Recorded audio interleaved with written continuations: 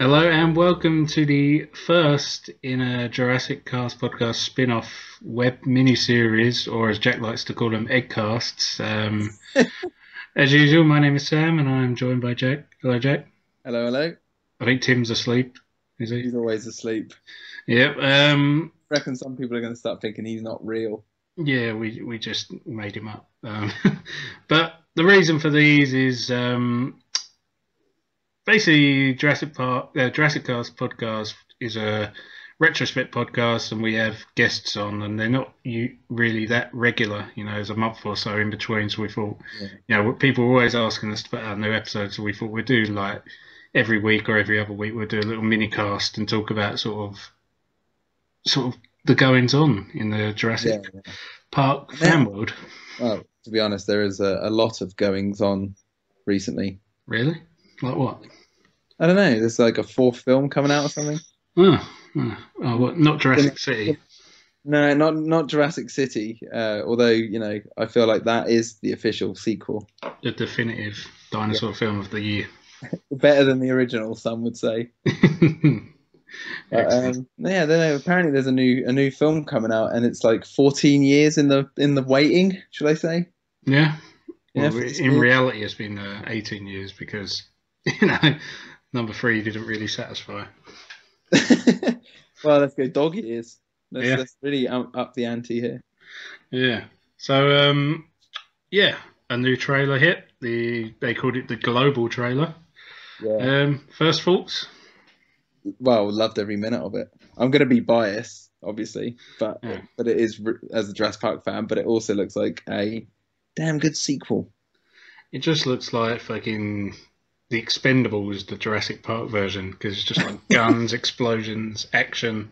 Well, that happens in the first novel, doesn't it? With Muldoon using a rocket launcher to take down raptors and that sort of stuff. Can you imagine that in the original? Just fucking...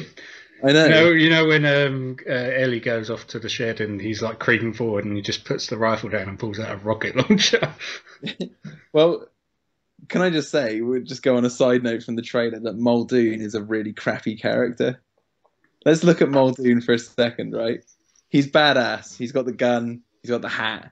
He has short shorts and got a calf. Socks. Yeah, socks all the way up to his knees almost. Yeah. We first get introduced to him as they're moving a raptor. Relatively simple task, you might think. But somehow a worker dies under his supervision. That's our first intro to Muldoon. Next time we see him, he's telling us they should all be destroyed and that he thinks this whole thing's wrong. But he'll still go along with it. He'll still take Hammond's paychecks every week. Yeah, he'll still take Hammond's paychecks. Then he sits on his ass for most of the movie just going, they're entering the Tyrannosaur paddock. Like, he knows something bad's going to happen. He's going to sit on his ass and do nothing about it. Then we see him regrettably, not regrettably, but he, in his defense, he does save Malcolm. Yeah. Put it that way.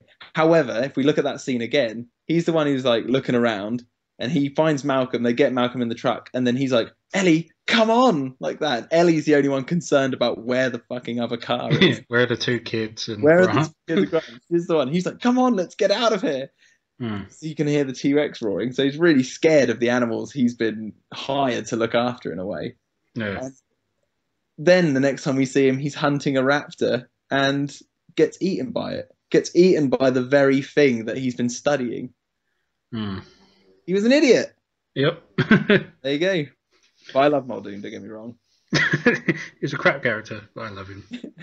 No, he's a misguided character who gets a lot of people killed. Yeah. If anything, he's to blame, not Nedry. Yeah, he should have been getting on his ass. He should have gone out with them in the tour cars with guns, just in case. Yeah, well, you know what, Nedry... That's the thing. Nedry didn't mean to take the whole park down, did he? He just wanted to take the security down for a minute. Yeah, because I guess he just thought he'd take the security down for a minute and get out of there, and then the park, like in that time, the T-Rex isn't going to break out. Yeah. None of the dinosaurs break out. I've got the raptors in their pen. He's thinking, I'm out of there. This is an easy job, you know. He basically... Go on. We thought that the T-Rex, the goat would still be there from earlier because the T-Rex didn't eat it. and that was what lured the T-Rex to the edge of the fence to eat the goat, and then it started fiddling. It touched the fence and realized it could break through it. It's like done by accident in a way. Yeah. I think obviously he panicked as well because he had that time frame when he's on the he's on the phone to the video message. Yeah, he was under pressure, so obviously he's going to make human mistakes. Yeah, but let's get back on track. The trailer. Yeah. So a lot of stuff. We got our first glimpse of the old Rex. Yeah, let's just talk about that. This is our first shot of a T-Rex. I'm looking at the trailer now. I'm like skipping it frame by frame. I don't know if you've got it up. Oh, it was up. Because have you noticed? You've got it opens with that fallen tree. Yeah. Whether that's a real tree or a fake one, we've yet to see. But I think I'd like the idea that it's kind of real, that they've hollowed it out. Yeah. But obviously, it's like the T-Rex paddock and the goat scene from the first film sort of made into a ride. So John Hammond's original vision really come alive. Yeah. And have you noticed the hide that's behind it? No. If you look behind the log, there's a person up a tree in a cage pointing. They spotted the T-Rex. So it's Eddie. It's Eddie. I'm still alive. I'm still up here, guys. This is sauna. But no, it's like and then the curvies come out. I thought you've been to this island. But not only is it a Jurassic Park, a reference to Jurassic Park, it's a reference to the Lost World because you've got the hide and it's filmed in the Californian redwoods, which is a lot of the Lost World was filmed, and none of the first film. Yeah. There you go, all in one shot.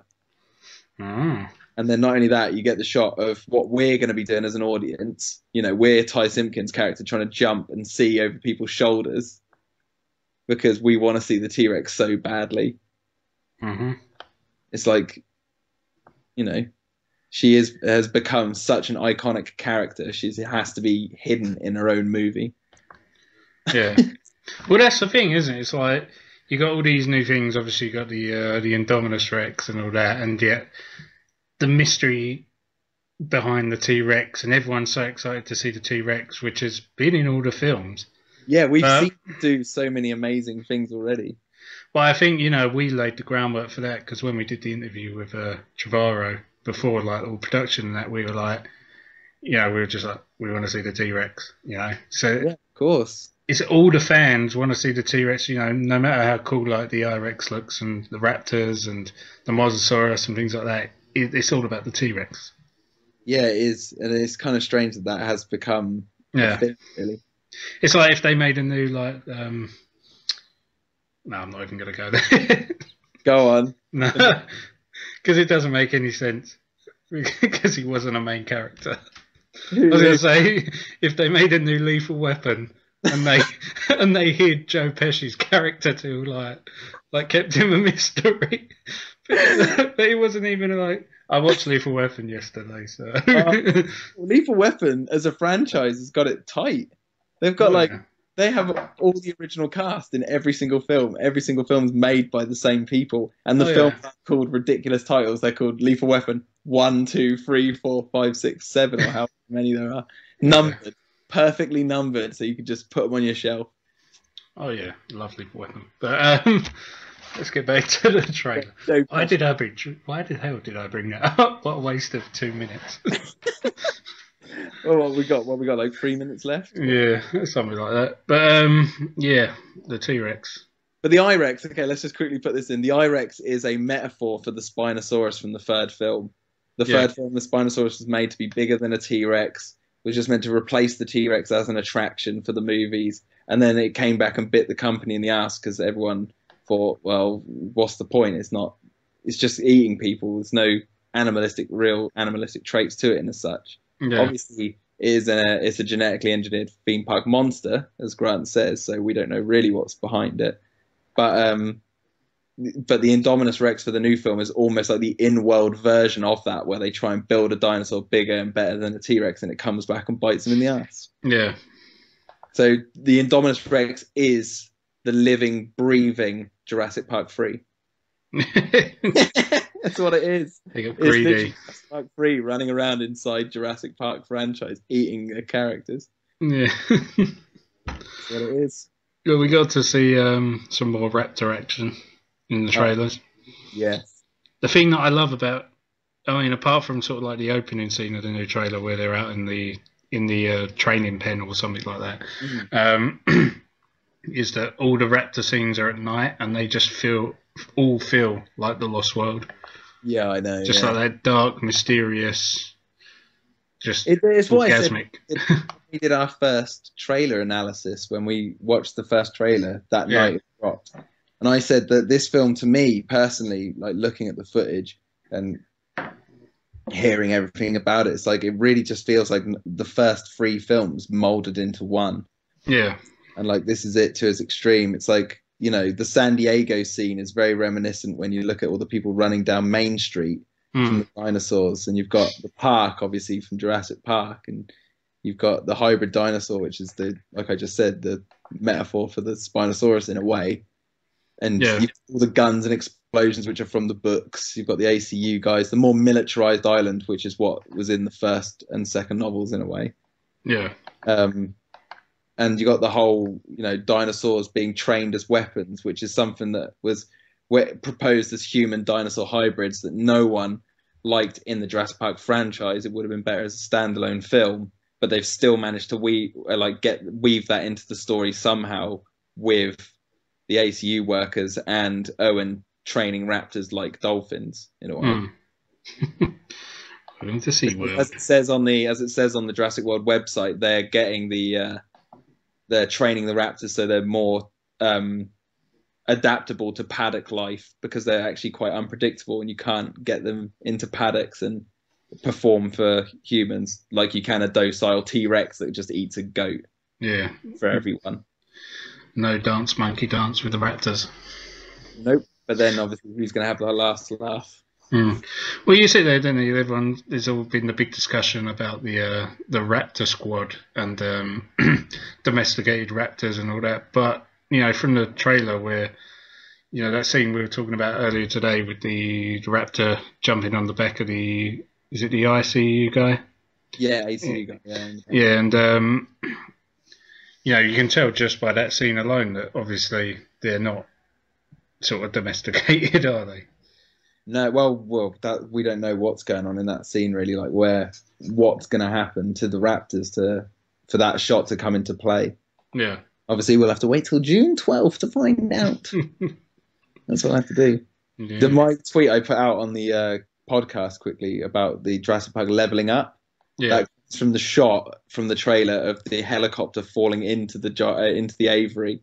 Yeah. Like that's like Jurassic Park's leveled up now. It's like a new summer blockbuster. You see the helicopter smash on the ground, and there's the IRex running away from the explosion. Like there's your childhood right there. Mm-hmm. But I wanted to bring two questions to the table before.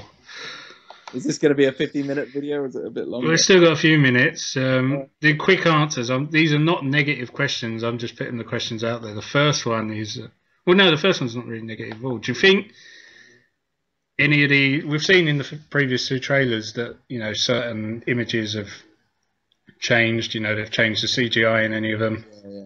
Do you think how many of these scenes are trailer specific? You know, and do you think will be adapted? You won't know until we sit in the cinema how many Yeah. been chosen. We've got to remember we've seen like what 10 minutes in total, including all the clips and stuff, in a apparently a 2 hour 10-minute long movie. Yeah. Or 2 hour 15-minute long movie because people are booking their tickets now and it says like starts at 8, comes out at 10:30. So that's 2.5 hours, 15 minutes of trailers, give or take, and then 2 hours 10 minutes of film. Yeah. So we're not seeing the whole picture really. Mm. And I know the other question I wanted to bring to the table is: do you think we've seen too much in this trailer? Or, No. Or do you think it's just No, because we've got to remember this is a trailer that's come out, you know, just over a month from release. Like this is the trailer that's every Jurassic Park fan out there was going to see Jurassic Park 4. Yeah. You know, you don't any question. If you go back and go back in time and go look, Jurassic Park 4 comes out on this date. You're not allowed to watch any trailers. Do you want to go see it when it comes out? Sure.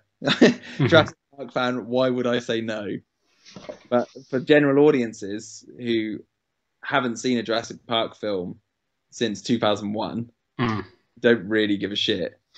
Well, They're the ones who are gonna want to see how it's changed and evolved over the years. Yeah. And also they're obviously gearing up to sell another product for another 20 years or so. It's like it's what Universal does. Well, this is what I was saying.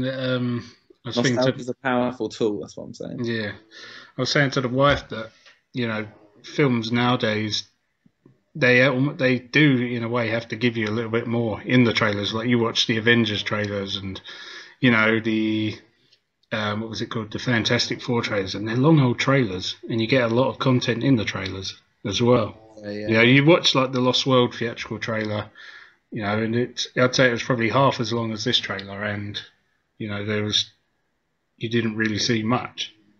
Yeah, the difference, I guess, for me personally, the difference between this and that is the fact that those are superhero movies, Avengers, Fantastic Four, and Ant-Man, and in a way Terminator. Like they're all humans, mega humans, fighting evil.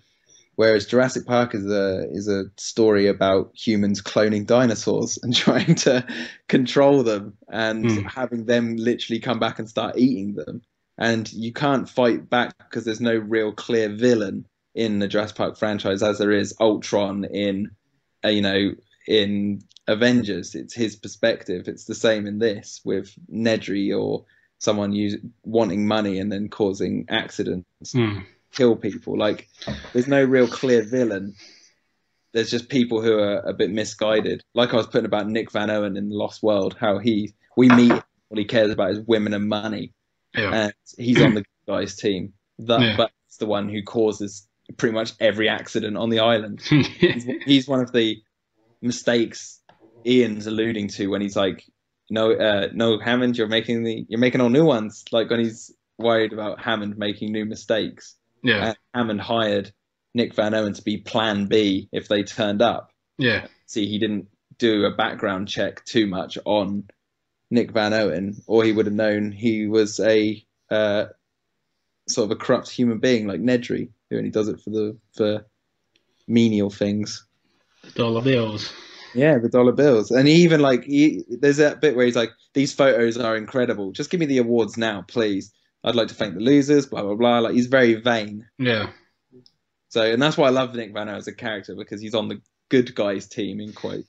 That's probably why he didn't show up at the end as well in San Diego. He was like, right, I've been paid. I'm not fucking running into danger anymore. He just thinks he's done a good job. He hasn't learned anything. He's like, well, he's not getting that dinosaur. And obviously not doing the right thing. When they even look out the window and see that there's the dinosaur, he leaves and it's up to Malcolm and Sarah to actually save the day.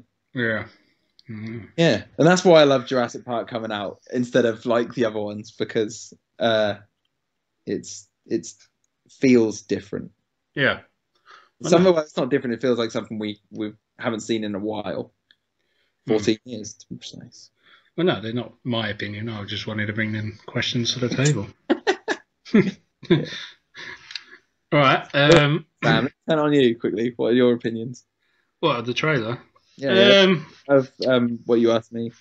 It was just, as you said, it was just a pure nostalgia trip, and obviously, I'm very excited.